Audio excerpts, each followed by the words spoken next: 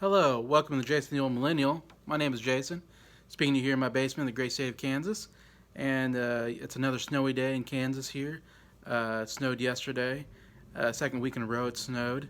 So March is becoming a little more of a winter month now for Kansas, which is weird because about 2 weeks ago it was about 80 degrees outside. So you never know. One week it could be spring, next week it's winter. Anyways, that's what we're dealing with here. Thought I'd do another video going down my list of ranking all the Beatles songs. I'm on number 136, so I'll do 136 to 132, cover those 5 Beatles songs on my list. At 136, I have a cover song called Chains. Is on the Please Please album, the very first Beatles album. It was written originally by Carole King and Jerry Goffin. Carole King, one of the greatest singer-songwriters of all time. So it was really cool to see a song the Beatles covered by Carole King, even though it's not one of her best well-known songs. It's performed by a girl group at the time called the Cookies. Pretty cool name. I like that name. Don't know much about them.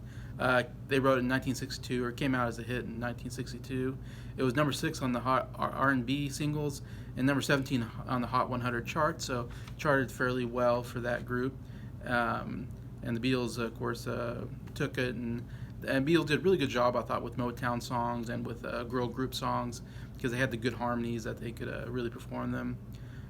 This, of course, was sung by George Harrison. It was one given to him on the album. I think he had 2 songs on that album. That was a cover song, and then they wrote another song for him. Anyway, Chains is a song that is usually I see it pretty low on Beatle lists, a lot lower than I put it. But I think it's actually an underrated song. Maybe it's a fairly catchy cover song. I thought Beatles do a pretty good job with it. And the chains, about not physical chains, but kind of emotional chains that you feel kind of chained in prison by a relationship anyway. So, of course, Carole King, great lyricist, and I thought a pretty good song there. 135, I have You Can't Do That, which comes on the Hard Day's Night album, on the UK version, I believe. It's also the B-side to Can't Buy Me Love, which was the big single coming off of Hard Day's Night in America anyways, number 1 single there. So it was a good B-side. Beatles B-sides are always pretty good. A-sides are excellent, B-sides are pretty good. So I'd say this is a pretty good A-side, B-side song. Anyways, of course, John lead singing the song. He also plays lead guitar, which I don't know how often he plays lead guitar in the song, so it's cool to hear a song that he actually was the lead instead of George. They say it was inspired by soul singer Wilson Pickett. They loved a lot of the, like I said, Motown, R&B soul singers like that. And this is another one. It's a pretty good rocker. It's one of the bigger rocker songs, I think, on the album. And great vocals by John, of course. It was a great rock singer. Anyway, so it's a very good upbeat tempo song. It comes, I think, towards the end of the album. 134, I have Sexy Sadie. Comes off the White Album, written by John Lennon. It's kind of a funny thing. It's about the Maharishi Yogi, whatever, when they went to India to study transcendental, meditation. The 4 Beatles went to India to study this. And Yogi was like this, what do you call him, a guru or something like that, about meditation and whatever. It's about the Hindu religion. And but then I think they're trying to find the meaning of life, maybe. A lot of the Beatles, what is the meaning of life and all this, and tried that to become more spiritual, to try to figure things out. But during the time, there was a school teacher that was also there amongst the group, and she claimed that the Maharishi made sexual advances towards her. Now, from what I've read, we don't really know if that really happened.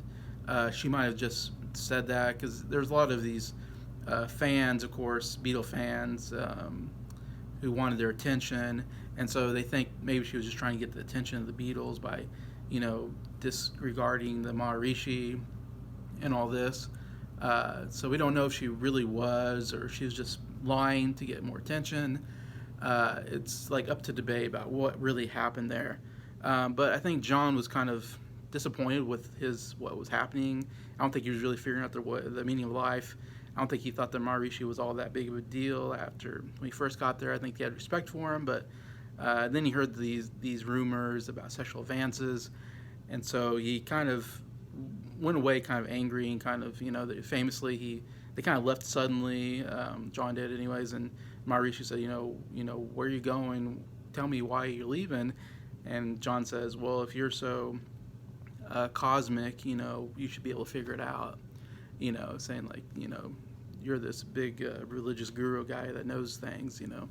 You should know why I'm leaving.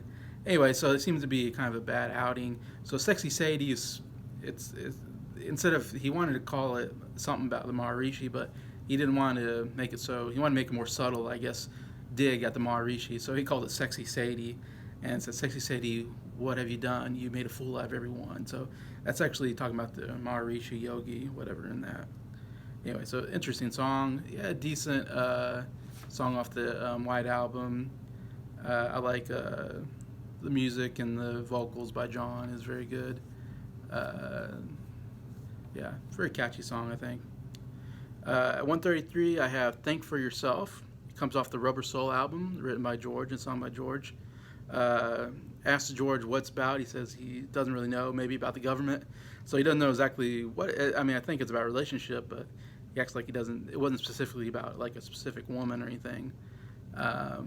Anyways, but yeah, off of Rubber Soul, there's another song that I really like off of there. That'd be higher on my list, but another decent outing by George.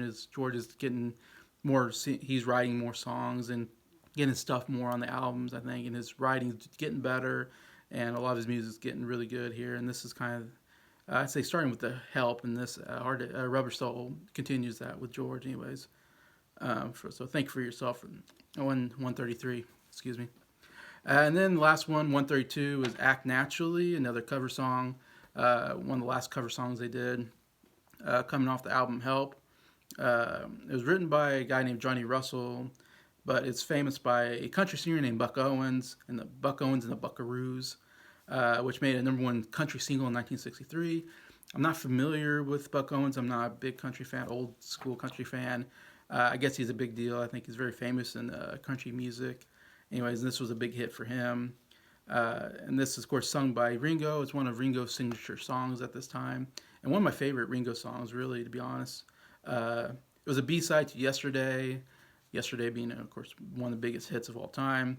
So pretty good, again, a good B-side, I think. That's a good B-side to a really good song. Anyways, I would love to have that single. It came on the Yesterday and Today album in the U.S. because it didn't come on the Help album in the U.K. It didn't come on the Help album in the U.S. because the Help album in the U.S. only had songs that were in the movie and then instrumental after that. So they had another album in the U.S. called Yesterday and Today, and that came out. But yeah, this was kind of his go-to song, I think, for a while in concerts. Like I said, I think it was one of his best ones. It's not one I hear a lot. I saw him in concert, and I don't think he sang it. I don't remember if he sang it or not a couple years ago. And it was a song that was kind of a last-second replacement on the album. As they did the Help album, they realized they didn't have a song for Ringo, and I guess at this point they decided it's tradition to have a song for Ringo, and they didn't have a song, I guess, written that they wanted to give to Ringo, and so they came up with Act Naturally. And Ringo was really good with country songs, throughout his Beatle career and even after. He definitely had the more country feel to him out of the Beatles, anyways. So vocally, it fit him very well, I think. And I really like the song lyrically, about a guy who says he's very sad and lonely, he had a breakup. And so you could put him in a movie about a guy who's sad and lonely, and he could just act naturally. He wouldn't have to pretend to be sad and lonely. He is sad and lonely. So it's actually, I love the lyrics. I think it's a very clever song written. I enjoy it. I enjoy Ringo's vocals on it. And I think the part that makes me like it the most is once he gets to the, they're going to put me in the movies. They're going to make a big star out of me. Paul comes in with these high harmonies that are just perfect for the song. And so Ringo and Paul's high harmonies sound really great. And that's why I think the song is much better than it should be, probably because of Paul's backing vocals on it anyway. So, yeah, so I think I don't know if it's an underrated song, but I think it's definitely a song I like better than most anyways. But so that's Act Naturally at 132. So that's my list, 136, 132 on the Beatles rankings. So please feel free to comment on what you think about these songs. Thank you for watching the video and liking it. And thank you to all the subscribers for supporting the channel. I appreciate you all. Have a good day.